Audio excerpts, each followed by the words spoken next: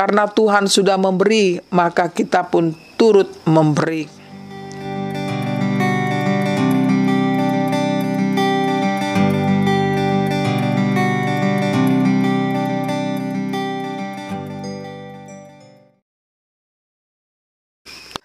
Damai sejahtera Allah yang melampaui segala akal, itulah yang memelihara hati dan pikiranmu di dalam Kristus Yesus Tuhan kita. Amin. Ibu bapa, saudara-saudariku yang dikasihi Tuhan Yesus Kristus, marilah kita mendengarkan firman Tuhan pada hari Minggu ini dari kitab Ulangan 16 ayat 13 sampai 17. Demikian bunyinya. Hari raya Pondok Daun haruslah kau rayakan 7 hari lamanya. Apabila engkau selesai mengumpulkan hasil tempat pengirikanmu dan tempat pemerasanmu, haruslah engkau bersukaria pada hari rayamu itu. Engkau ini dan anakmu laki-laki serta anakmu perempuan, hambamu laki-laki dan hambamu perempuan, dan orang Lewi, orang asing, anak yatim, dan janda yang di dalam tempatmu. 7 hari lamanya harus engkau mengadakan perayaan bagi Tuhan Allahmu di tempat yang akan dipilih Tuhan, sebab Tuhan Allahmu akan memberkati engkau dan dalam segala hasil tanahmu dan dalam segala usahamu, sehingga engkau dapat bersukaria dengan sungguh-sungguh.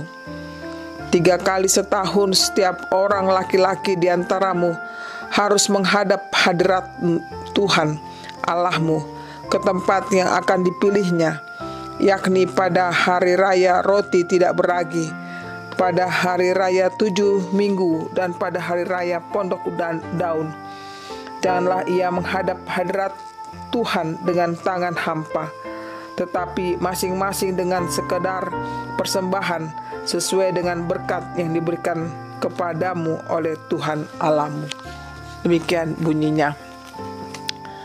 Saudara-saudari yang terkasih di dalam nama Tuhan kita Yesus Kristus, dalam beribadah kepada Tuhan ada 2 hal yang tidak dapat terpisahkan, yaitu penyembahan, worship, dan persembahan, offerings. Penyembahan dan persembahan kepada Tuhan sesungguhnya tak dapat dilepaskan dari kehidupan setiap orang percaya. Setiap kita pasti memiliki alasan yang jelas untuk itu, yakni kita bersyukur kepada Tuhan atas nafas hidup yang diberikannya bagi kita. Kita bersyukur kepada Tuhan atas kesehatan dan usia yang terus bertambah. Kita bersyukur kepada Tuhan oleh karena kita dicukupkan dan beroleh kelimpahan di tengah-tengah keluarga kita masing-masing. Kita bersyukur juga kepada Tuhan atas pemeliharaannya setiap waktu. Namun pertanyaannya sekarang, mengapa perlu kita melakukan penyembahan dan persembahan kepada Tuhan? Atau apa yang mendasari hati dan tindakan kita melakukan itu? Atau dengan pertanyaan lain, apa dan bagaimana penyembahan dan persembahan yang benar kepada Tuhan? Untuk menjawab pertanyaan itu, marilah kita diingatkan oleh firman Tuhan dalam Ulangan pasal 16 ini.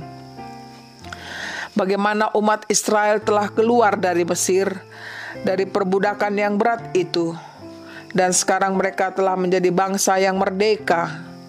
Tuhan membawa mereka keluar dari Mesir pada waktu malam dengan kondisi yang terburu-buru. Dalam kondisi yang demikian, bangsa Israel telah menyaksikan bahwa hanya dengan kasih karunia dan pertolongan Tuhan sajalah yang membebaskan mereka. Tuhan membebaskan mereka di tengah ketidakberdayaan mereka.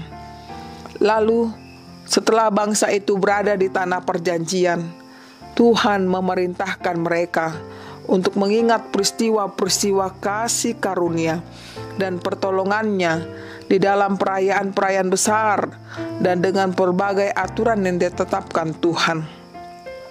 Kita bisa lihat dalam Keluaran 23 ayat 14-17 dan Imamat 23. Salah satu perayaan yang harus mereka lakukan adalah Hari Raya Pondok Daun di ayat 13-17, sebagaimana disebut dalam nats khotbah kita pagi ini. Mereka harus membuat rumah dari bahan ranting dan daun-daunan yang dirangkai sedemikian rupa. Secara historis tujuannya untuk mengingat akan nenek moyang mereka selama 40 tahun di padang gurun dipelihara Tuhan Allah. Tinggal di pondok-pondok daun dengan langit, bulan, dan bintang sebagai atapnya. Dikeluarkan dengan tangan Tuhan yang perkasa, disertai dengan tanda-tanda ajaib, telah melepaskan mereka dari perbudakan bangsa Mesir selama 400 tahun. Pada perayaan ini, saudaraku, masing-masing umat membawa persembahan, yakni ucapan syukurnya atas pemeliharaan Tuhan, atas pertolongan Tuhan, maupun atas panen hasil bumi yang melimpah ruah. Ibu bapa, saudara-saudariku yang terkasih di dalam nama Tuhan kita Yesus Kristus, ada beberapa hal yang mau kita renungkan bersama melalui nats khotbah kita pada minggu ini. Yang pertama, karena Tuhan sudah memberi, maka kita pun turut memberi. Pada ayat 17 sangat jelas dikatakan bahwa persembahan yang kita berikan adalah sesuai dengan berkat yang diberikan kepada Tuhan untuk kita. Bahwa persembahan kita kepada Tuhan adalah karena Tuhan sudah memberi kepada kita. Firman Tuhan dalam 1 Tawarik 29 ayat 14 dikatakan, sebab siapakah aku ini dan siapakah bangsaku, sehingga kami mampu memberikan persembahan sukarela seperti ini, sebab daripadamulah segala-galanya, dan dari tanganmu sendirilah persembahan yang kami berikan kepadamu. Jadi jangan pernah takut di dalam memberi kepada Tuhan dan juga kepada orang lain.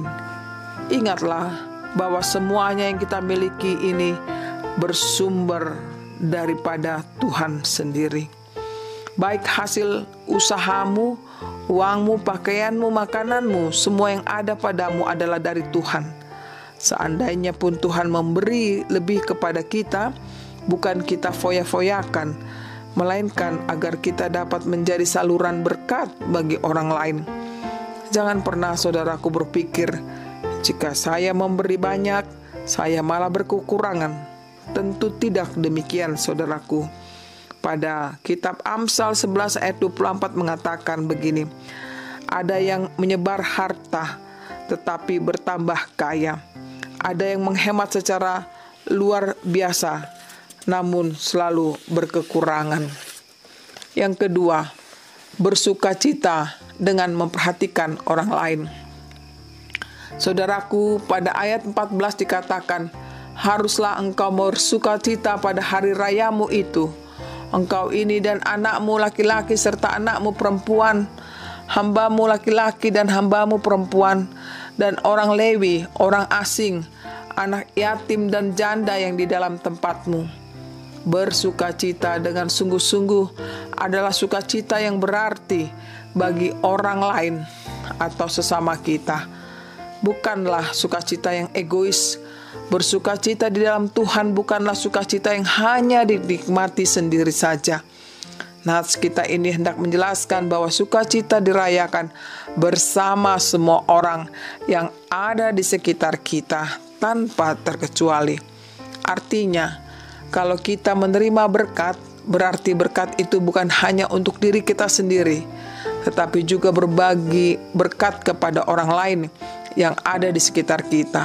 Apalagi di tengah pandemi COVID-19 ini, yang tidak hanya korban secara fisik, tetapi juga korban secara ekonomi, pekerjaan, dan lain sebagainya. Kita mau mengulurkan tangan bagi mereka karena mereka membutuhkan pertolongan kita. Ketika hal ini terjadi, kiranya kita tidak pernah menutup diri dan hati kita. Tuhan sangat menginginkan supaya kita semua menjadi garam dan terang di sekitar kita, Dan itu kita wujudkan dengan menjadikan diri kita sebagai saluran berkat Tuhan kepada orang lain. Ada ungkapan yang mengatakan begini, Anda menjadi kaya ketika Anda kaya dalam kebaikan.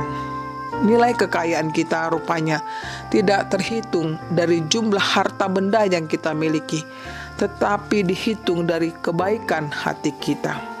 Yang ketiga, ingatlah akan janji Tuhan kepadamu. Ibu bapa, saudara-saudariku yang terkasih dalam Tuhan kita Yesus Kristus, janji Tuhan sangat pantas dipercayai. Seperti ayat 15 itu, bahwa Tuhan akan memberkati engkau dalam segala hasil tanammu dan dalam segala usahamu. Anugerah terbesar yang kita terima sebagai umat percaya yaitu kasih karunia Tuhan dalam penebusan dosa kita melalui pengorbanannya anaknya Tuhan Yesus Kristus yang mati di kayu salib. Itulah bukti kasih Tuhan kepada kita yang seharusnya membuat kita bersuka cita mengasihi Tuhan, dan bukti sukacita yang sungguh-sungguh bahwa Dia hidup penuh dengan kasih, tetapi Dia tidak mau memberi dan melayani orang lain. Sesungguhnya Dia adalah pembohong karena kasih Kristus tidak sungguh-sungguh ada pada orang itu. Ibu bapa, saudara-saudariku yang dikasihi Tuhan Kristus, sebagai umat yang ditebus oleh Allah di dalam diri Yesus Kristus, kita harus menyadari bahwa segala sesuatu yang kita miliki dan seluruh keberadaan kita adalah yang kita terima dari Allah. Oleh karena itu, kita beribadah, melakukan penyembahan yang benar, melakukan persembahan yang benar adalah karena Tuhan telah lebih dahulu memberikan kasih setianya yang tiada tara dalam kehidupan kita masing-masing. Maka dengan demikian, setiap penyembahan dan persembahan yang kita lakukan itu adalah sebagai sebuah respon kita menerima dan mensyukuri pemberian Tuhan lewat persembahan, lewat penyembahan yang benar dengan ketulusan hati kita. Tuhan memberkati kita semuanya. Amin. Marilah kita berdoa.